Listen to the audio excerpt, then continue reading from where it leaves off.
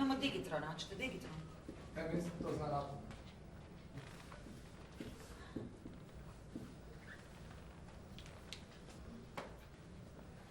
Evo, sad ovdje.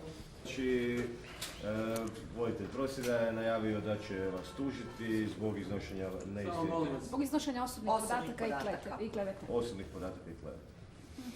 Evo, neugodno sam iznenađen tiskovnom konferencijom, međutim sve što se događa u posljednja 2,5 mjeseca ne bi me ni trebalo iznenađivati. Dakle, gospodin Glogoški je osoba javna, predsjednik je jedne od udruga, a i osoba od javnog interesa.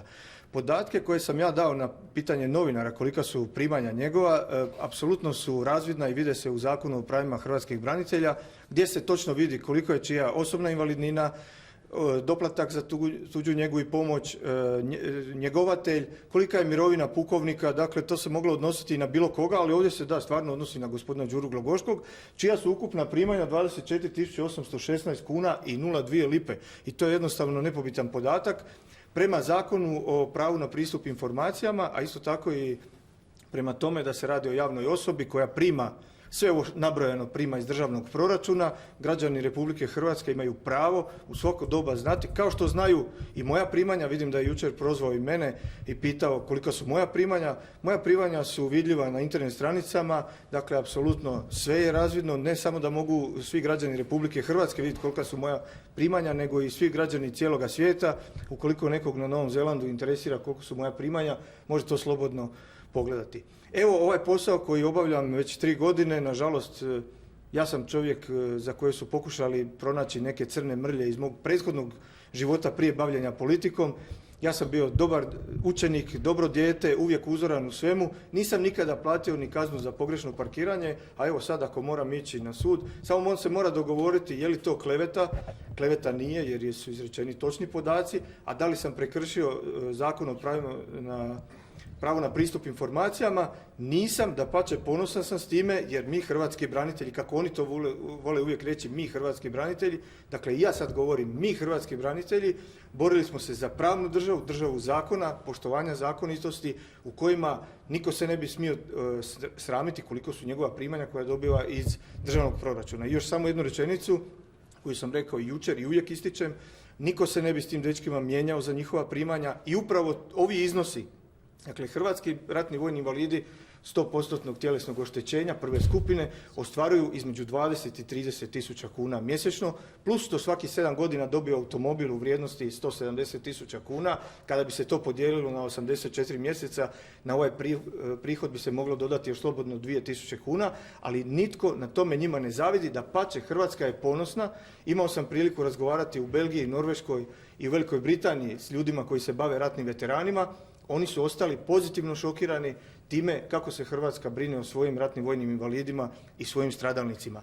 Kada sam stupio na mjesto ministra hrvatskih branitelja, moja prva rečenica je bila da volim sve branitelje i sve stradalnike, ali moji prioriteti su hrvatski ratni vojni invalidi, 100% prve skupine i djeca poginulih branitelja. Ja se toga držim sve ove 3 godine, držat ću se još i ovih 330 dana koliko ću biti ministar. I to im neće nikada biti dovedeno u pitanje. Želim još reći i to da udruga hrvatskih ratnih vojnih invalida 100% koja broji 100-tinjak članova dobiva iz državnog proračuna iz ove kuće 600 tisuća kuna godišnje, kao i neke udruge koje se hvale da imaju 100.000 članova. I isto tako jako podržavam, to možete isto tako provjeriti, i naše dečke invalide koji se bave košarkom u kolicima ili sjedećom odbojkom, gdje im podržavamo njihove aktivnosti apsolutno i u maksimalno mogućim iznosima. Ovo je samo stavka, kao možeš samo što je što, samo da znamo ove tu brojke. Prvo je osobna invalidnina 100% hrvatskog ratnog vojnog invalida. Ovo je ortopedski dodatak, ovo je tuđa njega i pomoć, ovo je njegovatelj. Dakle, u slučaju gospodina Glogoškog radi se o njegovoj supruzi koja na ovaj iznos ima plaćeno mirovinsko, socijalno i zdravstveno osiguranje i ovo je mirovina pukovnika Hrvatske vojske. Potpuno sve jasno i razvidno u Zakonu o pravima hrvatskih branitelja i članova njihovih obitelji, sve je navedeno taksativno upravo tako. Možete nam reći, da li vi očekujete da će nakon drugog kruga izbora šator biti uklonjen? To morate pitati one koji dolje prosvjeduju i one koji su ih tu uputili prije 2,5 mjeseca. Dakle, oni znaju. Ono što vam ja mogu reći da su meni u izravnim kontaktima rekli da moram znati da oni prije 15. siječnja se neće povući ispred ministarstva. Ma šta to značilo? Oni kažu da nema veze s izborima. Oni svašta govore, vidjeli ste ova 2,5 mjeseca, dakle negirali su i da su se sastali s premijerom, negirali su bilo što, međutim ono što ostaje i dalje čudno, 2,5 mjeseca nakon njihovih prosvjeda, evo vjerujte mi, ja ne sumnjam u svoju, bar neku prosječnu inteligenciju, ali nemam pojma zašto su oni dolje. Evo, hvala, ako nema više pitanja. Samo da onda znamo reći, koliko su to što vaše primanja uz sve dodatke i sve to? Moja primanja? Da. Zadnja plaća moja bila je 18.933 kune i imam još 426 kuna invalidnine i to su sva moja primanja potpuno jasna. Kada sam bio savjetnik predsjednika Republike nisam imao obavezu dati javnosti svoja primanja, ja sam ih dao i uvijek ću ih dati. Hrvatski građani daju meni plaću i upravo zato ne podnosim ostavku, želim zaraditi svoju plaću, želim pošteno zaraditi svoju plaću i vama za informaciju, ja sam inače umirovljeni brigadir Hrvatske vojske i na ovaj iznos od 18.900, dakle sada mi je mirovina u mirovanju, 10.000 kuna ja imam da sjedim kod kuće. Za ovih 8.500 kuna što sve moram istrpiti, ali to je moj križ i ja ću ga donijeti do kraja. Hvala Dobro, lijepo. vrlo kratko još, samo Hvala da se lijepo. vratimo. Evo, ministar ima volju. Pa, nema baš bolje. Da čujem.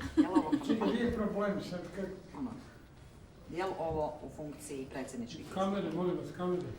Ponovo postavljate pitanje na krivu adresu. Ja sam to rekao i prvog dana. Vaše mišljenje? Ne da je moje mišljenje, nego je to tako. Što?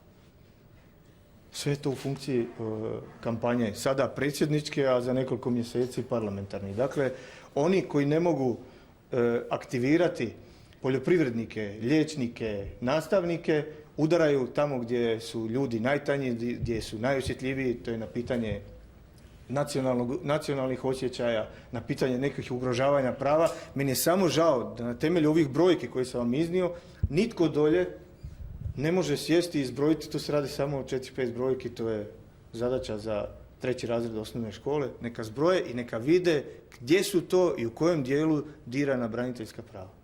Hvala vam puno. Hvala vam puno.